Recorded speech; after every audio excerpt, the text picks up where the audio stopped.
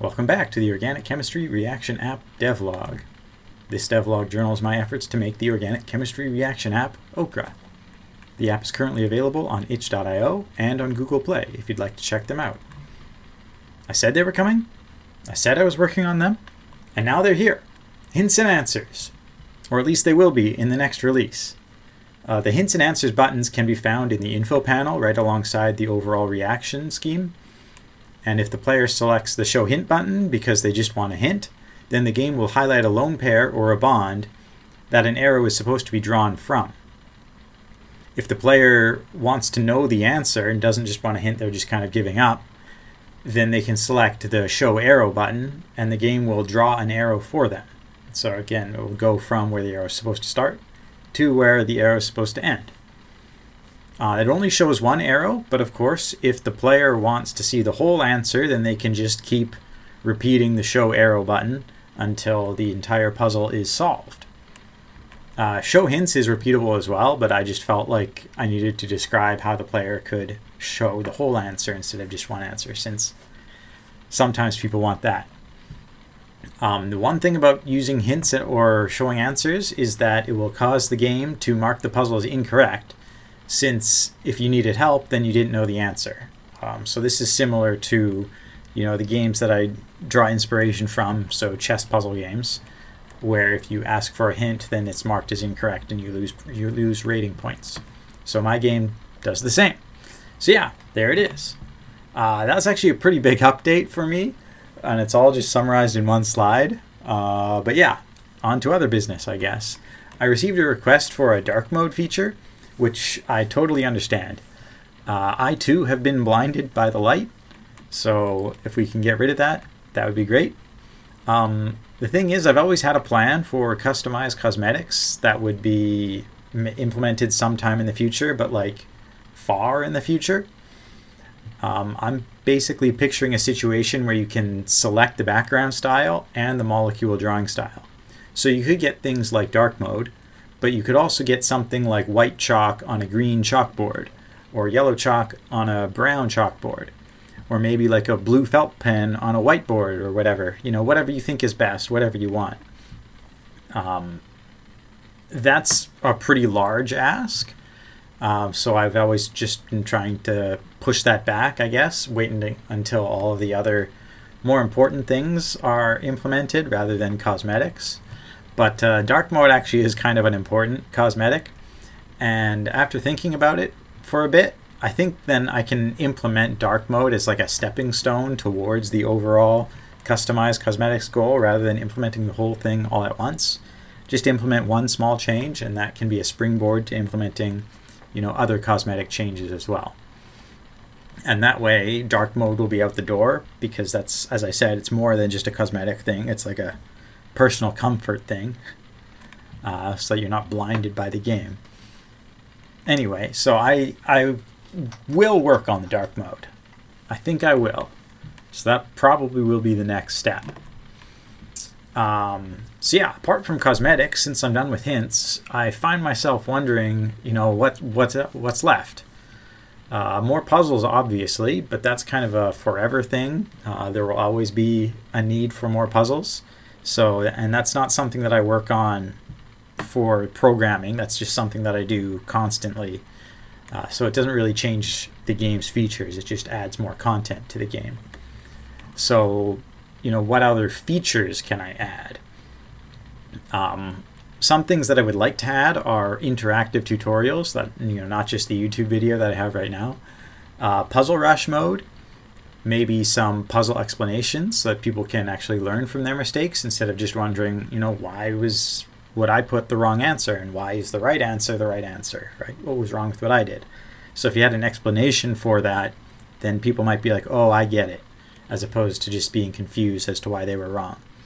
That's not something that I feel is super required, because the goal of this app has never been to teach. It's been to provide practice, right? If you want to know why you got something wrong, go to your textbook, go to your professor, go to different YouTube videos online or something, right? Read it in a peer-reviewed publication. Don't use the app. But it is something that could be in there, so I'm including it on this list. Eventually, I'd like to go online with this app. So that would include things like having a website that's dedicated to the game. Then you can have user accounts that you can log in on multiple devices and keep your own rating. And moving the puzzle database online, right now it's sort of built into the game, but it'd be nice to have that as an online thing, so that rather than having to push updates to the game to get more puzzles, you can just push updates to the database, and then you don't need to update the game to get the new puzzles. That'd be nice. But I'm also 100% sure that I'm not ready for that yet. There's no way I'm going to implement a user account system. I'm not going to go online puzzle databases. I'm not building a website. I'm not there, period.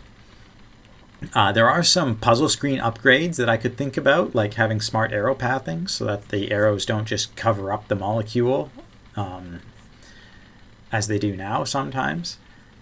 And also things like giving the player control of the camera so that they can zoom in to help them select things, or they can zoom out so that the molecules actually fit on the screen, since sometimes now if there's a big molecule, it doesn't really fit on the screen. So it'd be nice if they could do that. Honestly, though, I don't really feel ready for a lot of these things, and I'm not really excited to get started on them, to tackle them as a project. I'll do the dark mode thing, as I said, but after that, I think I'm kind of done for a while, except for, new puzzles, always new puzzles. So yeah, other than new puzzles, which is something I do sporadically, I guess, what will I work on the back end?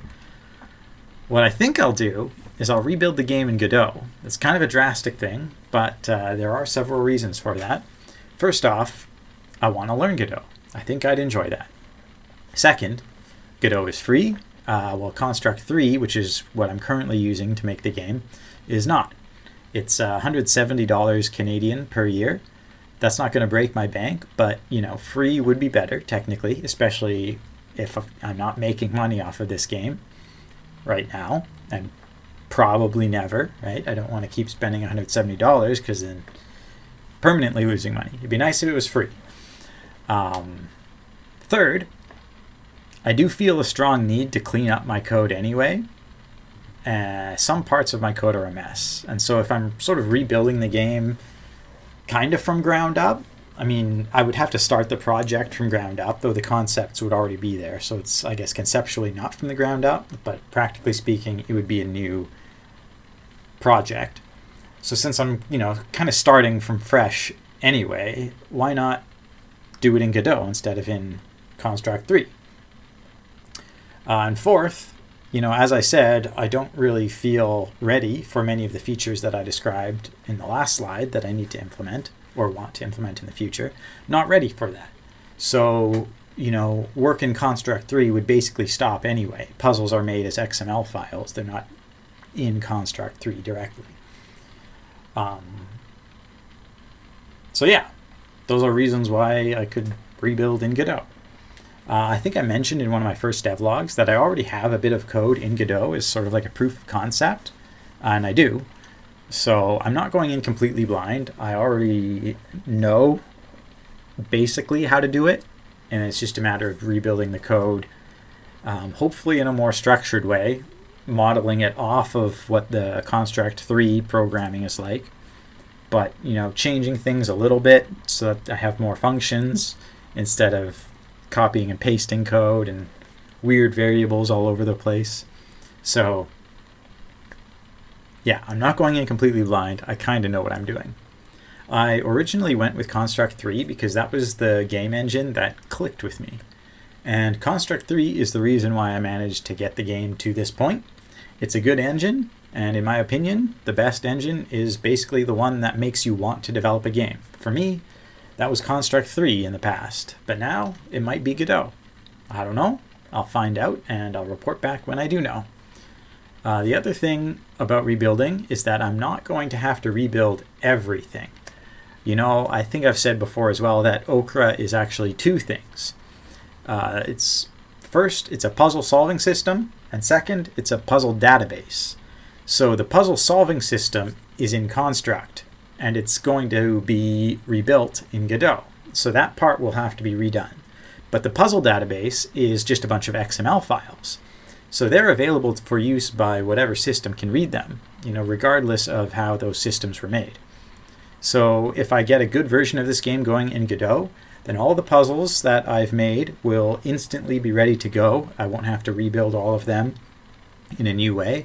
So however many 100 of them I have at the time of a potential Godot release, that's how many puzzles would be available in that release. I wouldn't be starting back from 0.